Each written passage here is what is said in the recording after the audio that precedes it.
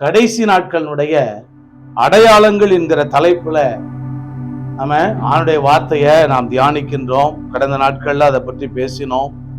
2 தீமோத்தேயு 3ஆம் அதிகாரம் 1 அந்த வசனங்களை நீங்க பார்ப்பீங்க அப்படின்னா நம்ம ஏற்கனவே பார்த்துட்டோம். கடைசி காலங்கள்ல நாட்கள்ல கொடிய காலங்கள் வரும் என்று அறிவாயாக. எப்படி இருப்பாங்க மனுஷர்கள் அப்படின்னு அங்க போடப்பட்டிருக்குன்னா, மனுஷர்கள் அவங்க தற்பிரியராக, பணப்பிரியராக, வீம்புக்காரராக, அகந்தை உள்ளவர்களாக, தூசிக்கிறவர்களாக. சின்ன பிள்ளை கெட்ட வார்த்தை பேசாதான், ஆனா நம்ம பேசுறதையே பார்த்து தான் பேசணும். கெட்ட வார்த்தை பேச சின்ன பிள்ளைக்கு தெரியாது, ஆனா நீங்க பேசுறத கேட்டு பேசும். தூசிக்கிறவர்கள், கடைசி நாட்கள்ல நன்றி அறியாதவர்கள் இருப்பாங்களாம். பரிசுத்தம் இல்லாத மனிதர்கள் இருப்பாங்களாம். சுவாப அன்பு கிடையாது. கணவன் மனைவியினிடத்துல அன்பு செலுத்துகிற விஷயங்கள், மனைவி கணவனிடத்துல, சகோதர சகோதரிகள் சகோதரனிடத்துல, பெற்றோர் பிள்ளைகளிடத்துல, பிள்ளைகள் பெற்றோரிடத்துல, இந்த சுவாப அன்பு கூட கடைசி நாட்களில இருக்காதான். இன்னைக்கு அதுதான் இன்னைக்கு நடக்குது. நீங்க நல்லா புரிந்து கொள்ளுங்க. கடைசி நாட்களுடைய அடையாளங்கள் உலகத்துல நிறைவேறி வருகின்றன. நம்ம கண்ணு முன்னாடி நடந்துகிட்டு இருக்கின்றதை புரிந்து கொள்ளுங்க. நன்றி அறியாத மக்கள் பெருகி போய்விட்டார்கள். ஒரு சின்ன தேங்க்ஸ் சொல்ற பழக்கம் இல்ல, தேங்க்ஸ் சொல்ற பழக்கமே இல்ல. என்னைக்காவது பஸ் ஓட்டுறாரு டிரைவர், நம்ம போறோம்ல லாங்கா, எவ்வளவோ தூரம் போறோம், அந்த பஸ் டிரைவருடைய முகத்தை நம்ம பாக்குறோமா? கிடையவே கிடையாது. அவர் இரவெல்லாம் கண் விழித்து நம்மள சென்னையிலயாவது, இல்ல கோயம்புத்தூர்லயாவது, இல்ல பெங்களூர்லயாவது நம்ம கொண்டு போய் இறக்கி விடுறாரு. ஆனா நாம இறங்குறப்ப ஏறப்பையும் பின்னாடியே ஏறிட்டு பின்னாடியே கல்லணை மாதிரி திருடி அப்படியே இறங்கிறது. முன்னாடி போய் யார் நமக்காக வண்டி ஓட்டினாரு அவரை பார்த்து ஒரு புன்முறுவலோட, ஒரு சின்ன சிரிப்போட, ரொம்ப தேங்க்ஸ் பிரதர் அப்படி சொல்றோமா? கிடையவே கிடையாது. நம்ம எப்படி பேசுவோம் தெரியுமா? வீம்புக்காரர்களாய் பேசுவோம். எப்படி? நீ சம்பளம் வாங்குற ஓட்டுறேன்னுவோம். ஆனா அவர் நமக்காகத்தான் ஓட்டினா. அவர் கண்ணை லேசா மூடுனான்னா நம்ம எல்லாம் நிரந்தரமா கண்ணை மூடிருப்போம் இல்ல? அப்ப நமக்காக அந்த வாகனத்தை இயக்கக்கூடிய அந்த ஓட்டுநர், அந்த டிரைவர் கண் விழித்து இரவெல்லாம் ஓட்டுனாரே, நம்ம என்னைக்கா நன்றி சொல்றோமா? அந்த விஷயத்துக்கு மட்டும் இல்ல, ஒரு பெட்ரோல் போட்டா தேங்க்ஸ் சொல்றது கிடையாது. உங்ககிட்ட தேங்க்ஸ் சொல்றாங்களா? தேங்க்ஸ் சொல்றது இல்ல. அவங்களுக்கு நாங்க காதைய கலட்டி thank you, thank you brother, thank you sister அப்படின்னு சொல்லும் போது அவங்க நமக்கு ரொம்பவே என்ன செய்யறாங்கன்னா நெருக்கமாயிடுறாங்க. பரவாயில்ல, நம்ம போன உடனே கரெக்டா போட்டுறாங்க. ஏன் அப்படின்னா நம்ம தேங்க்ஸ் சொல்ற பழக்கம் எப்படி இருக்கு? கடைசி நாட்களில செய்யக்கூடிய சின்ன சின்ன உதவிகளை என்ன செய்யறாங்க? மறந்துடுறாங்க. நாங்க இன்னைக்கும் எங்களுக்கு, நாங்க ஊழியத்தின் ஆரம்பத்துல இருந்து எங்களுக்கு செய்த உதவிகளை நாங்க என்னைக்குமே மறக்கிறது இல்லை, மறக்கிறதே கிடையாது. நன்றி மறக்கிறவன் துரோகி. துரோகிங்க. சின்ன காரியத்துல கூட நமக்கு செய்யக்கூடியதான உதவிகளை மறக்க கூடாது. புரியுதா உங்களுக்கு? நன்றி மறப்பது நன்றன்று, நன்றல்லது அன்றே மறப்பது நன்று. நன்றி மறப்பது நன்றன்று அப்படின்னு சொல்லி பாருங்க திருக்குறள்ல. அப்ப கடைசி நாட்கள்ல நன்றி அறியாதவர்கள், வீம்புக்காரர், அகந்தை உள்ளவர்கள், மனமேட்டிமை உள்ளவர்கள் இருப்பாங்க அப்படி சொல்லப்பட்டிருக்கு. அடுத்து இணங்காதவர்கள், அவதூறு செய்யறவங்களா இருப்பாங்க. இச்சையடக்கம் இல்லாதவர்களாக, இச்சையடக்கம் இல்லாதவர்களாக இருப்பாங்க. கொடுமை உள்ளவர்களாக, நல்லவங்களையே அவங்களுக்கு பிடிக்காது, நல்லோரை பகைக்கிறவர்களாக. மனிதர்கள் கடைசி நாட்களில இப்படித்தான் இருப்பாங்கன்னு சொல்லப்பட்டிருக்கு. நாம எப்படி இருக்கிறோம் சொல்லுங்க? நாம எப்படி இருக்கிறோம்? நாம் ஜெபிக்கிறவர்களாக, கர்த்தருடைய வேதத்தை நாம் நேசிக்கிறவர்களாக நாம் இருக்கிறோமா? கடைசி நாட்களினுடைய அடையாளங்களை நம்ம என்ன செய்யணும்னா புரிந்து கொள்ளணும். இன்னைக்கு பாருங்க, மனிதர்களை அன்றைய காலங்கள்ல பாத்தீங்கன்னு சொன்னா எங்கேயோ ஒரு வீட்டுல எவனாவது குடிப்பான். ஆனா இன்னைக்கு பாத்தீங்கன்னு சொன்னா தெரு தெருவாய் குடிக்கிறார்கள். அதுதான் கடைசி நாட்களுடைய அடையாளங்கள்ன்றதை புரிந்து கொள்ளுங்க. பாருங்க, எங்க பார்த்தாலும் இளைஞர்கள் 4 பேரு 5 பேரு சேர்ந்து கொண்டு உட்கார்ந்து பயப்படாம பயமில்லாம குடிக்கிறாங்க. குடிக்கிறத ஒரு ஃபேஷன் அப்படி சொல்றாங்க. ஸ்மோக் பண்றாங்க. அவங்களுடைய மதுபானத்துக்கு மேல மது நாட்டுக்கும் வீட்டுக்கும் உயிருக்கும் கேடுன்னு சொல்லப்பட்டிருக்கு. ஆனா நான் கேட நான் என்ன செய்வேன், தேடித்தான் இருப்பேன் அப்படின்னு தான் அந்த உலகம் வாழ்ந்துகிட்டு. ஆனா பைபிள் என்ன சொல்லுதுன்னா, Bible meaning behold it brings life of eternal. இதோ இது உங்களுக்கு நித்திய ஜீவனை கொண்டு வருதுன்னு சொன்னாலும் அதை கேட்கறதுக்கு ஆட்கள் இல்ல. அப்ப பாருங்க, காசு கொடுத்து இந்த உடலுக்கு என்ன செய்யறாங்க, அழிவை தேடிக்கொண்டிருக்கிறார்கள். காசு கொடுத்து பாவம், காசு கொடுத்து நரகத்துக்கு போறாங்க. ஆனா ஆண்டவர் இயேசு நமக்கு இலவசமாய் நமக்கு என்னது, நமக்கு இலவசமாய் பரலோக ராஜ்யத்தை கொடுத்திருக்கிறார், நித்திய ஜீவனை கொடுத்திருக்கிறார். எவ்வளவுதான் ஸ்மோக் பண்ற அந்த விஷயத்துல வந்து பாத்தீங்கன்னா கேன்சரவே போட்டு வச்சிருந்தாலும் சரிதான், அதை பார்த்துக்கிட்டு ஊதிக்கிட்டா இருக்காங்க. எப்படி இது ஏன் இப்படி நான் சொல்றேன் அப்படின்னா, கடவுளுடைய வார்த்தைகளை உங்களுக்கு பிடிக்கல, பொய்யே பேசிக்கிட்டு இருக்கிறவனை பார்த்து பொய் பேசாதன்னு சொன்னா அவனுக்கு பிடிக்குமா சொல்லுங்க? பொய் பேசுகிறவன் தப்புவதில்லைன்னு வசனம் சொல்லுது. பொய் பேசுகிறவன் நாசமடைவான்னு பைபிள் சொல்லுது. பொய்யர் அனைவரும் 2ஆம் மரணமாகி அக்கினியும் கந்தகம் எரிகிற கடல்ல பங்கடைவான்னு வசனம் சொல்லுது. எப்படி? அப்ப கடைசி காலங்கள்ல இருக்கிற நாம மனிதர்களை புரிந்து கொள்ளுகிற விதங்கள் எப்படி இருக்குன்றத கொஞ்சம் மனசுல சிந்திங்க. நேற்றுக்கு ஒரு வசனத்தை நான் வாசித்து காண்பித்தேன். என்ன வசனம் தெரியுமா? எங்களுடைய தண்ணீரை பணத்துக்கு வாங்கி குடிக்கிறோம், எங்களுடைய விறகு விளைக்கரையத்துக்கு வருகிறது, புலம்பல்ல 5-4. இதெல்லாம் படிச்சு பாருங்க போய். எங்களுடைய தண்ணீரை நாங்க பணத்துக்கு வாங்கி குடிக்கிறோம். குடிக்கிறீங்களா இல்லையா? இன்னைக்கு தண்ணியை நீங்க போய் ஹோட்டல்ல போய் கேட்டா கூட தண்ணிய சாப்பிட்டுக்கிட்டு இருப்போம். தண்ணி கொண்டு வந்து வைங்கன்னா என்ன சொல்றாங்க தெரியுங்களா? கேன் வந்துதான் கொடுப்போம் அப்படின்றான். பாட்டில் இருக்கு அந்த உங்களுக்கு விலை தான் அப்படின்றான். எப்படின்னு பாத்தீங்களா? வீடுகள் தோறும் அவன் இருக்கிறத குடிச்சுக்கிட்டு இருந்தா, வீடுகள் தோறும் பாத்தீங்கன்னு சொன்னா சுத்திகரிப்பு தண்ணியை குடிங்கன்னு சொல்லி கொடுத்தாச்சு. எல்லாம் பைபிள் வசனம் நிறைவேறுது. எங்கள் விறகு விளைக்கரையத்துக்கு வருகிறது, விளைக்கரையமாய் வருகிறது. அப்ப இன்னைக்கு கேஸ் சிலிண்டர் பாருங்க 5000 ரூபாயாம். ஹோட்டல்கள்ல பயன்படுத்தக்கூடிய சிலிண்டர் 5000 ரூபாய், வீடுகள்ல பயன்படுத்தக்கூடிய சிலிண்டர் 2500 ரூபாய்க்கு விற்கிறாங்களாம். எல்லாமே வேத வசனங்கள் நிறைவேறி வருகிறது என்பதை புரிந்து கொள்ளுங்க. கடைசி நாட்கள்ல மனிதர்கள் ரொம்ப ரொம்ப கொஞ்சம் தள்ளி உட்காரமா அப்படின்னா உட்கார மாட்டாங்க. எப்படின்னு பாத்தீங்களா? பஸ்ல கொஞ்சம் லேசா இடம் கொடுங்கன்னா, ஒரு அம்மா பாத்தீங்கன்னா அந்த அம்மா கன்சீவா இருக்கு பாத்தீங்கன்னு சொன்னா, பக்கத்துல ஒரு வாலிப பையன் உட்கார்ந்து இருக்கிறான். அந்த அம்மாவுக்கு இடம் கொடுக்க மாட்டான். அது கடைசி வரைக்கும் கம்பியை பிடிச்சிட்டே வருது. குழந்தையோட ஒரு அம்மா நிக்குது, பக்கத்துல ஒரு நபர் உட்கார்ந்து இருக்கிறாரு. அந்த அம்மா எவ்வளவு தூரம் நின்னுகிட்டு அந்த குழந்தை அழுதுகிட்டே வருது, அப்புறமா உட்கார்ந்துகிட்டு. ஏன்னா இரக்கமற்ற மனிதர்கள். இன்றைக்கு கடைசி நாட்கள்ல மனிதர்கள் இப்படித்தான் இருக்கிறார்கள். ஆனா நாம எப்படி இருக்கிறோம்? ஜெபிக்கிறவங்களா இருக்கிறோமா? அழிந்து போகிற ஆத்துமாக்களுக்காக கண்ணீர் வடிக்கிறவங்களா நம்ம இருக்கிறோமா? வேத வசனங்களை தினந்தோறும் எழுந்து வாசித்து ஆண்டவரே உம்முடைய கற்பனைகளின் வழியில பரிசுத்த வழியில என்னை நடத்துன்னு சொல்லி நம்ம ஜெபிக்கிறவங்களா இருக்கிறோமா? காலையில் எழுந்த உடனே என்னது? செல்போன் அழைக்கிறது, கண்களை கெடுத்து குட்டிய சோறாக்குது. ஆண்டவர் சொல்லாரு, எல்லா காவலோடும் உன் இருதயத்தை காத்துக்கள். எல்லா காவலோடும் ஏன் இருதயத்தை காத்துக்கிறோம்னா, அங்க இருந்துதான் ஜீவ ஊற்று புறப்படும் சொல்லி ஆண்டவர் சொன்னார். உன் கண்கள் நேரே நோக்கட்டும், உன் கண்ணிமைகள் செவ்வையாய் பார்க்கட்டும். உன் வாயின் தாறுமாறுகளை உன்னை விட்டு அகற்றி உன் உதடுகளின் மாறுபாட்டை உனக்கு தூரப்படுத்து.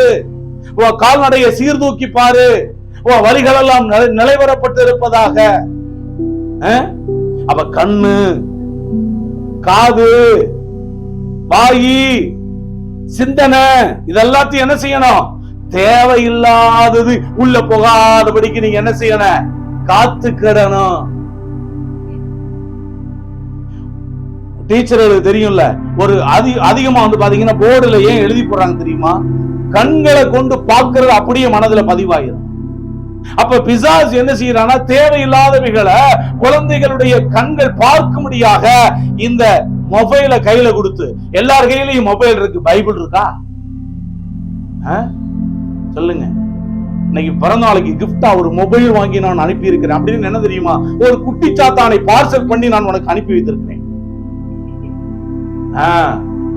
ஆனா அதே பைபிளை வாங்கி அனுப்புனீங்க, என்ன அந்த புத்தகத்தை வாங்கி அனுப்பியிருக்கீங்க? எப்படி புத்தகமா இது? இது தேவன் நமக்காக எழுதி கொடுத்த, ஆமா இதுதாங்க லவ் லெட்டரு. நம்மளை நேசிக்கிறது இதுலதாங்க தெரியுது. இதை தாவீது சொல்றாரு, அநேகம் ஆயிரம் பொன் வெள்ளியை பார்க்கலும் நீர் விளம்பின வேதமே எனக்கு நலம் அப்படின்றாரு. சகல சம்பூரணத்துக்கு நான் எல்லையை கண்டேன், நம்முடைய கற்பனையோ மகா விஸ்தாரம் சொல்றாரு. நான் பரதேசியாய் தங்குற வீட்டுல நம்முடைய பிரமாணங்கள் எனக்கு கீதங்களாயின அப்படி சொல்றாரு. நம்முடைய வேதம் என் மனமகிழ்ச்சியா இராது இருந்தா நான் துக்கத்துல அழிஞ்சு போயிருப்பேன்னு சொல்றாரு. அப்ப இத முக்கியப்படுத்துறீங்களா? ஆனா வசனம் என்ன சொல்லு தெரியுமா? கடைசி நாட்களில் ஒரு பஞ்சம் வரும் என்று அறிவிக்கிறது ஆமோஸ்ல. என்ன அப்படின்னா, வசனம் கேட்க கிடையாத பஞ்சம் வருமா? இன்னைக்கு புத்தகங்கள் எல்லாம் ஒழிக்கப்பட்டுக்கிட்டு இருக்கு, பாத்தீங்களா? புத்தகங்கள் ஒழிக்கப்படும். எல்லாமே இன்னைக்கு என்னது? ஸ்கேன் பண்ணிக்கங்க, வீடியோ ஃபைல் ஸ்கேன் பண்ணிக்கங்க. புத்தகங்கள் இன்னைக்கு ஒழிக்கப்பட்டு வருகிறது. ஆனா இந்த 66 புத்தகத்தை எந்த கொம்பனாலே ஒழிக்க முடியாது. ஏன்னா ஆண்டோடைய வார்த்தை சொல்லுது, வானமும் பூமியும் ஒளிந்து போவோம், வார்த்தைகள் ஒளிந்து போவது இல்ல அப்படின்னு சொல்றாரு ஆண்டவர். வார்த்தையில ஒரு உறுப்பு, ஒரு சின்ன எழுத்தினுடைய உறுப்பையும் அழிக்க முடியாதான், ஒழிக்க முடியாதான். இந்த வார்த்தை தான் கடைசி நாட்கள்ல நம்மளை நியாயம் இருக்க போகிறதுன்னு சொல்லி ஆண்டவர் சொல்றாரு. அப்ப கடைசி நாட்கள்ல ஒரு பஞ்சம் வருமா? என்ன பஞ்சம்? வார்த்தையினால் உண்டாகிய பஞ்சம் அல்ல, ஆகார குறைவினால் உண்டாகிய பஞ்சம் அல்ல, சல குறைவினாலே உண்டாகிய தாகமும் அல்ல. கர்த்தருடைய வசனம் கேட்க கிடையாதபடிக்கு ஒரு பஞ்சம் தேசத்திலே வரப்போகிறது. அதனாலதான் பிரியமானவர்களே, இந்த வசனத்தை கேட்கிற நீங்க ஒவ்வொரு நாளும் இந்த வசனத்தை படித்து படித்து படித்து மனப்பாடம் செஞ்சு வச்சுக்கோங்க. மனப்பாடம் பண்ணி உள்ள வச்சுக்கிறணும். ஆமா, ஆண்டுடைய வார்த்தை என்ன சொல்லு தெரியுமா? என் வார்த்தை உங்களில் இருந்தால், நான் உங்களில் என் வார்த்தைகள் உங்களுக்குள்ள இருந்துச்சுன்னா நீங்க கேட்டுக்கொள்வது எதுவும் உங்களுக்கு செய்யப்படும் சொல்றார் ஆண்டவர். வார்த்தை எங்க நிரப்பிக்குங்க. வார்த்தை இல்லைன்னா வாழ்வு நல்லா இருக்காது. உள்ள வசனம் நிரம்பணும். அப்ப கடைசி நாட்களை யார் சோர்ந்து போவான்னா, இளைஞர்களும் வாலிபர்களும் என்ன செய்வாங்கன்னா, கன்னிகைகளும் சோர்ந்து போவாங்கன்னு சொல்லப்பட்டிருக்கு. ஏன் அப்படின்னா, எல்லாத்தையும் பிசாசு புத்தகங்கள் எல்லாத்தையும் ஒழிச்சுட்டான். இன்னைக்கு எல்லாத்தையும் பாத்தீங்கன்னா எங்கேயாவது போனா செல்போன்ல தான் என்னது எல்லா கருமமும் இருக்கிறதும் இல்லாம இந்த பைபிளை பார்த்துக்கிட்டு இருக்கேன்.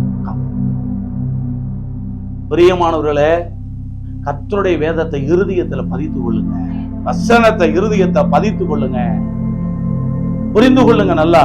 கடைசி நாட்களில இந்த வசனத்தை தேடி தேடி பாத்தீங்கன்னா மனுஷர்கள் சோர்ந்து போவாங்கன்னு சொல்லி இருக்கு. ஒரு சமுத்திரம் தொடங்கி மறு சமுத்திரம் வரைக்கும் அலை வாங்கலாம். அதனால கர்த்தருடைய வார்த்தை இப்பவே பெற்றுக்கொள்ளுங்க. உட்கார்ந்து சாட்சி பார்த்துக்கிட்டே இருந்தா, ஆமா சாட்சி பார்த்துக்கிட்டே இருந்தா உருப்படவே முடியாது. ஏன் சாட்சா போட சொல்றான் பிசாசு தெரியுமா? என்ன அவ்வளவுதான் அவை மைண்ட். அரை மணி நேரம் 1 மணி நேரம் பிரசங்கம் பண்ணுனா கேட்க மாட்டாங்க. நாங்க ஸ்கிப் பண்ணிட்டு போற ஆளுங்க ஒரு நிமிஷத்துல ஒரு செகண்ட்ல சொல்ல வேண்டியதை சொல்லு. பாத்தீங்களா? அப்ப இதுதான் என்னன்னா கடைசி நாட்கள். கடைசி காலத்துல நாம் நின்று கொண்டிருக்கிறோம் என்பதை நீங்கள் சரியாக நீங்கள் புரிந்து கொள்ளுங்கள். அப்ப சீஷர்கள் ஆண்டவரிடத்துல அவங்க அதான் கேட்கிறாங்க, ஆண்டவரே உலகத்தோட முடிவு, ஆண்டவரை அடையாளம் என்னப்பா அப்படின்னு கேட்கிறப்ப, மனுஷன்லாம் இப்படித்தான்ப்பா இருப்பான்னு சொல்லி கர்த்தர் காண்பித்து கொடுக்கிறா. இன்னைக்கு மனிதர்களுக்குள்ள உண்மையான அன்பே கிடையாது. அன்பே இல்ல. மன்னிக்கிறாங்களான்னு கேட்டா கிடையாது. மன்னிக்கிறது இருக்கா? இல்லவே இல்ல. இரவுல கணவன் மனைவி சண்டை போட்டு மல்லு கட்டிய உருண்டு கடைசியில 4 நாள், 1 வாரம், 1 வருஷம் கூட பேசாம இருக்கவங்க இருக்காங்க. ஆனா நாம என்ன நினைக்கிறோம் தெரியுமா? இன்னைக்கு சண்டை போட்டா அடுத்த நாள் இயேசு கிறிஸ்து அவருடைய வருகை இருந்தா நம்ம என்ன செய்வோம்? உடனே என்ன செய்யணும்? நல்மனா பொருந்தி விட வேண்டும். ஆமா, 6 காரியங்களை கர்த்தர் வெறுக்கிறார். 7 அவருக்கு அருவருப்பானவைகள் என்னன்னு சொல்லப்பட்டிருக்குன்னு சொல்லி பாருங்க. என்னது? பொய் நாக்கு, குற்றமற்றவர்களுடைய ரத்தம் சிந்தக்கூடிய கை, தீங்கு செய்யறதுக்கு விரைந்தோடுகிற காலு, அபத்தம் பேசும் பொய் சாட்சி, சகோதரருக்குள்ளே விரோதத்தை உண்டு பண்ணுதல், இவைகளே அப்படின்றார். அவ சகோதரர், நான் சொல்றேன், ஒருத்தன் சகோதரத்தில் அன்பு கூறாதவன் காணாத தேவனிடத்தில் எப்படி அன்பு கூற முடியும்?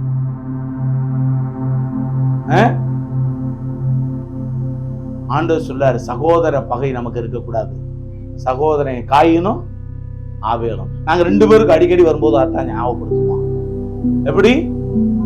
உங்க 2 பேருக்குமே கோழி மண்டையை கொடுக்கிறேன் அப்படின்றவன் ஏன் சண்டை போடுறீங்க? எப்படி? ஆனா சொல்றேன், கசப்புக்கு நம்முடைய இருதயத்துல வேறு கொள்ள இடம் கொடுக்க கூடாது. நமக்குள்ள தினமும் என்ன செய்யணும்னா அன்பு உருவாகிக்கிட்டே இருக்கணும். அந்த அன்பு இருக்கணும்னா இயேசுவை நம்ம எவ்வளவு நெருங்குறோமோ, அவரோட சஞ்சரிக்கிறோமோ, உறவாடுகிறோமோ, அந்த அளவுக்கு நம்முடைய உள்ளத்துல என்ன பெருகும்னா அன்பு பெருகும். அவருடைய அன்பு உள்ள இருக்கணும். அன்பு சகலத்தையும் தாங்கும், சகிக்கும், விசுவாசிக்கும். சகிக்கணும்ல. ஐயோ என் அக்கா, என் தங்கச்சி, என் அண்ணன் இப்படி பேசி விட்டானே அப்படி சொல்லக்கூடாது.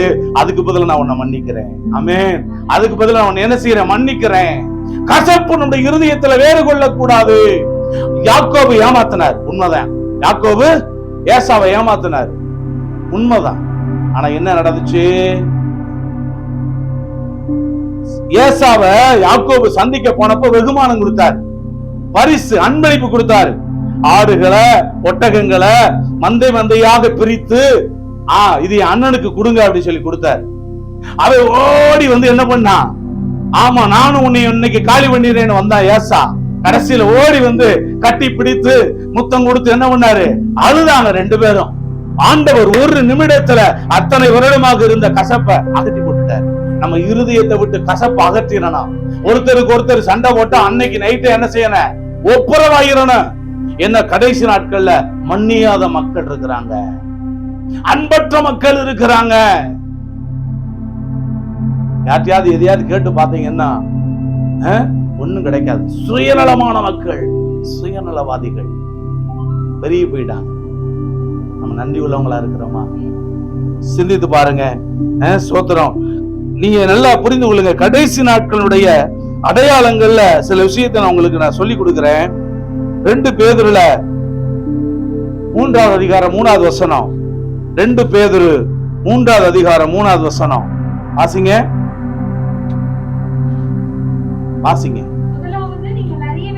முதலாவது நீங்கள் அறிய வேண்டியது என்னவெனில், கடைசி நாட்கள்ல பரியாசக்காரங்க சுய இச்சையின்படியே நடந்து என்ன உங்களை சந்தேகம் எழுப்புறது என்ன எழுப்புவாங்கன்னா, சுய இச்சையின்படி நடந்து இந்த இயேசு வருவார்னு சொல்லிக்கிட்டே இருக்கிறீங்களே, அவர் வரவே இல்லையே,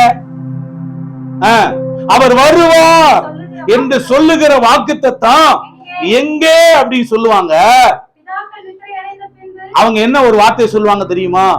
பிதாக்கள், அதாவது நமக்கு முன்னாடி எத்தனையோ பேர் இறந்துட்டாங்க, பிதாக்கள் நித்திரை அடைந்ததுல இருந்து சகல சிருஷ்டிப்பினுடைய தோற்றம் முதல் இருந்த வண்ணமாய் இருக்கிறதே என்று சொல்லுவார்கள். அப்ப நீங்க அவங்க வார்த்தையை நம்பிக்கிட்டு இருப்பீங்களா? சொல்லுங்க. கடைசி நாட்கள்ல ஒரு அடையாளம் என்ன அப்படின்னா, ஆண்டவர் இயேசு கிறிஸ்து வருகிறார் என்று ஊழியக்காரர்கள் சொல்லுவதை நம்புறதில்ல. வேதாகம வசனம் சொல்லுகிறத நம்புகிறதில்ல. ஆனா பிசாசு சொல்லக்கூடிய பொய்ய நம்பிட்டு போயிருவாங்க. என்னத்த? பொய்களை நம்பி போகிற மக்கள். அங்க போய் பாத்தீங்கன்னா 10,000 ரூபாய் ஓட்டா 20,000 ரூபாய் கொடுப்பாங்கன்னு சொன்னா கொண்டு போய் மொத்தமா போட்டுக்கிட்டு கடைசியில இருக்கிற 10,000 கிடைக்காம துண்டை போட்டுட்டு வீட்டுக்கு வருவாங்க. ஆனா பைபிள் நமக்கு என்னைக்குமே பொய் சொல்லுவதில்லை, உண்மையை சொல்லுகிறது. தேவனுடைய வசனத்தை கேட்கிற நாம சிந்தித்து பார்ப்போம். ஆணுடைய வருகையை சந்தேகிக்கிறோமா? சொல்லுங்க. உங்களை பார்த்து கேள்வி வைப்பாங்க, சர்ச்சுக்கு போயிட்டே இருக்கிறீங்களே, உங்களுக்கு என்னதான் அப்படி நடக்குது? நீங்க என்ன சொல்லணும் அதுக்கு? ஒண்ணுமே நடக்கல, வந்து பாருங்க. என்னது? ஒண்ணுமே நடக்கல, வந்து பாருங்க. அங்க உட்கார்ந்துகிட்டு என்ன செய்யக்கூடாது? கேட்க கூடாது. வந்து பாருங்க. என் வாழ்க்கையில இயேசு என்ன செய்திருக்கிறார் என்பதை வந்து பாருங்க. அப்ப நம்மளை பார்த்து அப்படித்தான் அந்த உலகம் என்ன செய்யணும்னா நம்மளை சொல்லும். ஆனா நாம் அவங்களுக்கு ஒரு நாளும் செவி சாய்க்க கூடாது. ஆமென். செவி சாய்க்க கூடாது. என் இயேசு வருவார் மேகங்கள் நடுவே. ஆமென். நோவா என்ன செஞ்சாரு? சிருஷ்டிப்பினுடைய உலகம் தோன்றதுல இருந்து ஆதாமோட காலத்துல இருந்து கிட்டத்தட்ட நோவா காலம் வரைக்கும் ஒவ்வொரு மனுஷனும் எத்தனை வருஷம் இருந்தான்னு உங்களுக்கு தெரியும். மெத்தூசலா 969 வருஷம். நாம 1000 வருஷம் இருக்கிறோம். அதுல 69 வருஷம் தான் நம்ம வருஷமா இருக்கு. எப்படி? 900 வருஷம் கிடையாது. ஆனாலும் கிட்டத்தட்ட எத்தனையோ ஆண்டுகள், 3000 5000 ஆண்டுகளோ என்னல்ல, மழையே இல்லை. என்னல்ல. ஆனா நோவா என்ன பண்ணிட்டு இருந்தாரு? வேலை, விவசாயம் பண்ணாரு. ஆதாம காயின் என்ன வேலை பார்த்தாரு? ஆபேல் ஆடு மேய்ச்சாரு. காயின் விவசாயம் பண்ணாரு. ஆனா அதெல்லாம் எப்படி மழை பெய்யாம எப்படி நடந்துச்சுன்னா, பூமியில மூடு பனி எழும்பி எல்லாத்தையும் விளைய வச்சுச்சு.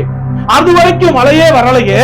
ஆனா திடீர்னு ஆண்டவர் நோவாவுக்கு என்ன சொல்லாருன்னா, இந்த பூமிய நான் ஜலப்பிரளயத்தால வெள்ளத்தால நான் அழிக்க போறேன், மழை வரப்போகுதுன்னு சொல்றாரு. இத்தனை வருஷங்கள் கடந்து ஓடி போச்சு, பல 1000 ஆண்டுகள் ஓடி போச்சு, மழையவே மக்கள் பார்த்ததில்லை. ஆனா திடீர்னு மழை வரப்போகுதுன்னு சொன்னா நம்புவானா? நீங்களும் கூட தலைய மேல பார்த்து பார்த்து இயேசுங்கதான் வரப்போறாரு, இந்த ஆகாயத்துல வரப்போறாரு. தினம் நீங்க சந்திரனையும் நட்சத்திரங்களையும் சூரியனையும் பாக்குறீங்களே, அதே மாதிரி மத்திய ஆகாயத்துல இயேசு வரப்போறான்னு சொல்லுகிற வார்த்தைய இந்த உலகம் நம்ப மறுக்கிறது. புரிந்து கொள்ளுங்க. நோவா வேலை ஆயத்தம் பண்ண ஆரம்பித்து விட்டார். அதே மாதிரிதான் ஆண்டவர் சபையை கட்ட ஆரம்பிச்சிட்டாரு. ஜீவ புத்தகத்துல பேர் எழுதப்பட்ட நீங்கள் பாக்கியவான்கள். என் அன்பு சகோதரனே, உங்க பேரு பான் கார்டுலயும் ரேஷன் கார்டுலயும் ஸ்டேட் பேங்க் ஆஃப் இந்தியாவிலையும் நீங்க வேலை செய்யற இடத்துலயும் இருக்கிறது முக்கியம் அல்ல. ஜீவ புத்தகத்துல உங்க பெயர் இருக்க வேண்டும். ஆமென். எங்க இருக்கணும்? ஜீவ புத்தகத்துல, the book of eternal life, அதுல இருக்கணும். அந்த புத்தகத்துல உங்க பேரு வாசிக்கப்படும். அதுல இருக்கா? இருக்குன்னு சொல்லுங்க. அந்த புத்தகத்துல எழுதப்பட்டவர்கள் நித்திய ஜீவனுக்குள்ளாக பரலோக ராஜ்யத்துக்குள்ளாய் கடந்து சொல்வார்கள். நோவா பேழை ஆயத்தம் பண்ணினாரு. அந்த நாட்கள்ல மக்கள் எல்லாம் நீதியை எப்படி பிரசங்கம் பண்ணாருன்னா, மழை வரப்போகுது, பூமி அழிய போகுதுன்னு சொன்னப்ப எவனுமே நம்பல. என்ன நடந்துச்சு? இன்னொன்னு, வேலையை கட்டவன் எல்லாம் யாரு? வேலையை அவங்க எல்லாம் காசு வாங்கி கூலிக்கு வேலையெல்லாம் கட்டுனாங்க. முதல்ல கப்பலை செய்ய வச்சார் ஆண்டவர். அதுலதான் வேலை பார்த்தாங்க. ஆனா சபைக்குள்ள மட்டும் வரல. உள்ள வேலைக்குள்ள மட்டும் என்ன செய்யல? வரவே இல்லை. நல்லா புரிந்து கொள்ளுங்க. இந்த உலகம் நிச்சயமாக அழிக்கப்பட போகிறது, அழிக்கப்படுகிறதுக்கு ஆயத்தமாக்கப்பட்டிருக்கிறது.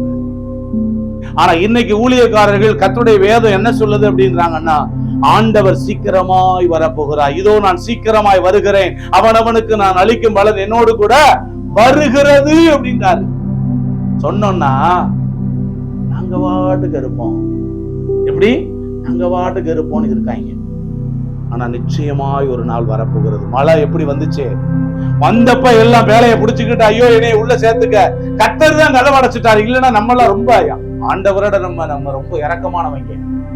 எப்படி ஆண்டவரை விட ரொம்ப இறக்கமானவங்க. டக்குனு கதவை திறந்து என் பாட்டி வெளியே தெரியுது, என் மாமா வெளியே தெரிறாரு, உள்ள வந்துரு அப்படின்ட்டுருவான். அதனாலதான் ஏன்னா நம்ம எல்லாம் ரேஷன் கடையில போய் நிக்கிறப்ப நமக்கு பிரியமானவங்க வந்தாங்கன்னா முன்னாடி வாங்கன்றான். என்ன சொல்றீங்க? ஆமா. அதனால நம்ம அப்படிப்பட்ட ஆளுங்க, எங்க மாமா அவரு பரவாயில்ல, அவர் சுருக்கடிச்சுக்கிட்டு இருந்தாலும் பரவாயில்ல, உள்ள தள்ளிடுவான். அதனால என்ன பண்ணார் ஆண்டவர்? கதவை அடைச்சு விட்டுட்டார். அவர் வார்த்தையை யாரு கேட்கிறாங்களோ அவங்கள மாத்திரம் கர்த்தர் உள்ளே அனுமதித்து உள்ளே விட்டுட்டு கதவை அடைச்சிருவாரு. அதே மாதிரிதான் இன்னைக்கு நீங்க சபைக்கு வந்திருக்கீங்க, 4 சுவர் தான் இருக்கு, ஆனா நீங்க பரலோக ராஜ்யமாகிய சபைக்குள்ள வந்திருக்கிறீங்க. அதை புரிந்து கொள்ளுங்க. ஏதோ இந்த ஊர்ல இருக்கிற சபைக்கு ஏதோ கட்டடத்துக்குள்ள வந்திருக்கிறோம் நினைச்சிடக்கூடாது. அவர் சித்தம் இல்லாம நீங்க வரவே மாட்டீங்க. இதை புரிந்து கொள்ளுங்க. எங்கு பார்த்தாலும் அப்ப ஆண்டவருடைய வருகையை பற்றியதான சந்தேகம் நமக்கு ஒரு நாளும் வரக்கூடாது. வெளிப்படுத்தல் 1:7 என்ன போட்டிருக்கு படிச்சு பாருங்க. வெளிப்படுத்தல் 1:7 சீக்கிரமா எடுத்து வாசிங்க. இதோ மேகங்களுடனே வருகிறார், கண்கள் யாவும் அவரை காணும், அவரை குத்தினவரும் அவரை காண்பார்கள், பூமியின் கோத்திரத்தார் எல்லாரும் அவரை. இங்க ஏன் புலம்புறாங்க தெரியுமா? ஐயோ சொன்னப்ப கேட்க மாட்டேன்ட்டா. இப்படி கேட்கவே மாட்டேன்ட்டான். சொன்னப்ப கேட்கல. இதோ அவரை குத்தினவர்களும் அவரை காண்பார்கள், எல்லா கோத்திரத்தாரும் அவரை கண்டு புலம்புவார்கள் சொல்லப்பட்டிருக்கு. ஒருத்தன் சர்க்கஸ் நடந்துகிட்டு இருந்தான் வெகு ஜோரா. சர்க்கஸ்ல கோமாளி வந்து சிரிப்பு காமிச்சுக்கிட்டு இருந்தாராம். சரியா? எல்லாரும் கோமாளி வந்தா தான் சிரிப்பு வரும் இல்ல? நம்மளாம் கோமாளி மாதிரி சொல்லிக்கிட்டே தெரியுறான். கோமாளி வந்தாச்சுன்னா சிரிப்பு, ஒரே சிரிப்பு காமிச்சுக்கிட்டே இருந்தப்ப மக்கள் எல்லாம் அப்படியே பார்த்தீங்கன்னு சொன்னா மெய் மறந்து எல்லாரும் சிரிச்சுக்கிட்டு இருக்காங்க சந்தோஷமா. அந்த டைம்ல பார்த்து கோமாளிக்கு ஒரு அறிவிப்பு வருகிறது. என்ன அறிவிப்பு? கூடாரம் தீப்பிடித்து எரிகிறது, எல்லாரும் உடனடியா வெளியே போயிருங்க, எல்லாம் தப்பிச்சு வெளியே போயிருங்க அப்படின்னு சொல்லிட்டு சொல்றாங்க. ஆனா அதை கோமாளி பையிட்ட சொல்லிட்டாங்க.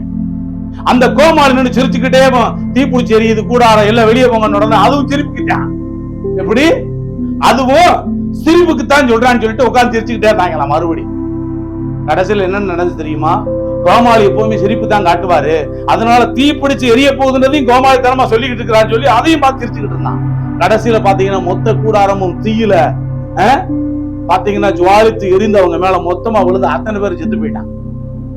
இதுதான் கடைசி நாட்கள்ல மனிதர்களுக்கு வரக்கூடியதான பேரழிவுகள் இப்படிப்பட்டதா தான் இருக்குன்னு சொல்றாரு ஆண்டவர். ஒரு வாய்ஸ் வந்துச்சு எனக்கு. என்ன வாய்ஸ் மெசேஜ் வந்துருச்சுன்னா, மலேசியா தேசத்துல ஒரு சிஸ்டரும் இன்னொரு சிஸ்டரும் பேசுறாங்க. சிஸ்டர், இந்த மலேசியாவில் இவங்க தொல்லை தாங்க முடியல. என்ன தொல்லை அப்படின்னா, ஆம்பளைக்கு ஆம்பளை கல்யாணம் பண்ணிக்கிட்டு, பொம்பளைக்கு பொம்பளை கல்யாணம் பண்ணிக்கிட்டு, அவவே டீ கடையிலையும் அவவே பாத்தீங்கன்னா ஹோட்டலையும் உட்காந்துக்கிட்டு இருக்காங்க. பொம்பளை ஆம்பளை மாதிரி ஸ்டைல ஆம்பளை மாதிரி கட் பண்ணிட்டு அவன் ஜீன்ஸ் பேண்ட் சட்டையும் போட்டுக்கிறான். பெண் வந்து பார்த்தா நார்மலா இருக்கிற மாதிரி இருந்துட்டு ரெண்டும் ஆன பெண்கள் தான். 2 பேர் என்ன செய்யறான்? கல்யாணம் பண்ணிட்டு சாதாரணமா நடு ரோட்ல அவங்க ஆடு தெரியுறாங்க. லெஸ்பியன் உறவுகள். ஆண்டவர் சொல்றாரு, ஆணுக்கு ஆண் பெண்ணுக்கு பெண். இன்னைக்கு வந்து பாத்தீங்கன்னா அது என்னது? Sodom Gomorrah. இன்னும் கொஞ்ச காலத்துல பாருங்க இந்தியாவுல ஆங்காங்கே லெஸ்பியன் உறவுகள் தலைவிரிச்சாடும். நான் சில விஷயங்களை சொன்னேன். என்ன தெரியுமா? இந்தியாவுல இனிமே ஹியூமனுக்கு பதிலாக சொன்ன மாதிரி ரோபோக்கள் வந்துடும். இன்னைக்கு எப்படி கையில செல்போன் வந்துருச்சோ, உலகம் உங்க கைகள் மாதிரி கையில செல் வந்துருச்சு. நான் ஒரு நாள் வந்து பட்டன் செல்ல வச்சுக்கிட்டு இருந்தப்ப இதுல கண்டது எதையாவது பார்க்க முடியாதோ, படமா வராதோன்னு யோசிச்சுக்கிட்டு இருந்தேன். ஆனா கடைசியில பிசாசு படமாவே கொடுத்துட்டேன். அதே மாதிரிதான் இன்னைக்கு பாத்தீங்கன்னா எங்க பார்த்தாலும் நீ பாருங்க இந்த ரோபோக்களை கொண்டு வந்து அங்க பாத்தீங்கன்னா நிப்பாட்டிடுவாங்க. நிப்பாட்டிட்டு வீட்டுல வந்து பெண்கள் எல்லாம் தேவை கிடையாது, ரோபோ பொம்மைகள் விற்பனைக்கு. என்னப்பா? ஆமா ஆமா ஆமா பெண்கள் பாருங்க பிரதர், பெண்கள் வந்து இனிமே கல்யாணத்துக்கு பெண்கள் தேவையில்லை. அழகான எனக்கு அழகான ஒரு ரோபோ ரெடி ஆயிருச்சு, எனக்கு அழகான ஒரு ஆண் ரோபோ ரெடி ஆயிருச்சு, பெண் ரோபோ ரெடி ஆயிருச்சு. இதெல்லாம் ஆயத்தமாக்கிட்டு இருக்கிறான். யாருக்கு? பிசாசுக்கு. இந்த உலகத்தை, இந்த மனித குலத்தை எவ்வளவெல்லாம் சீர்கட்டு அவர்கள் நரகத்துக்கு செல்ல வேண்டும் என்பதில் பிசாசு மிகுந்த கவனமாக ஒரு நொடி கூட அவன் வேஸ்ட் பண்ணாம செயல்பட்டு இருக்கிறான்.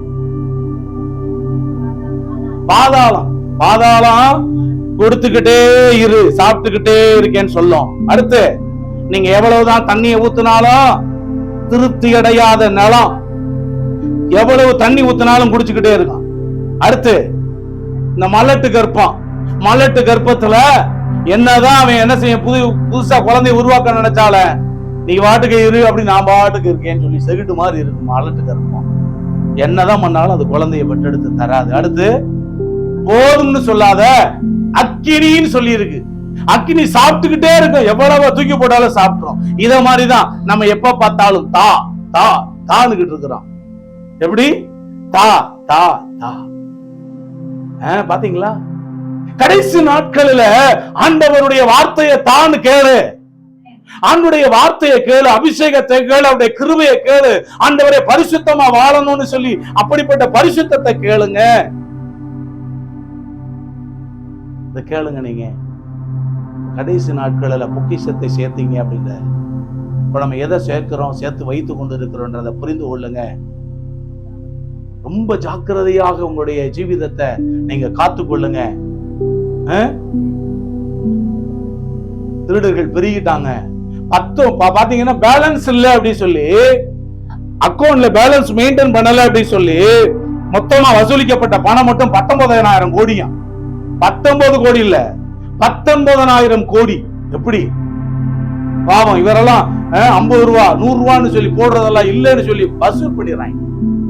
அப்ப பிசாசு திருடுறானா?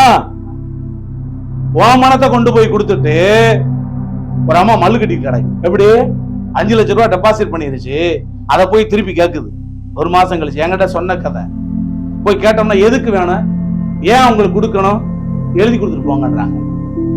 என்னத்துக்காக இதை செலவு பண்ண போறீங்கன்னு ஏன் அந்த அம்மா சொல்லுது, ஏன் மனத்தை உங்ககிட்ட போட்டுட்டு நான் எதுக்கு உங்களுக்கு நான் காரணம் சொல்லணும் அப்படின்னு.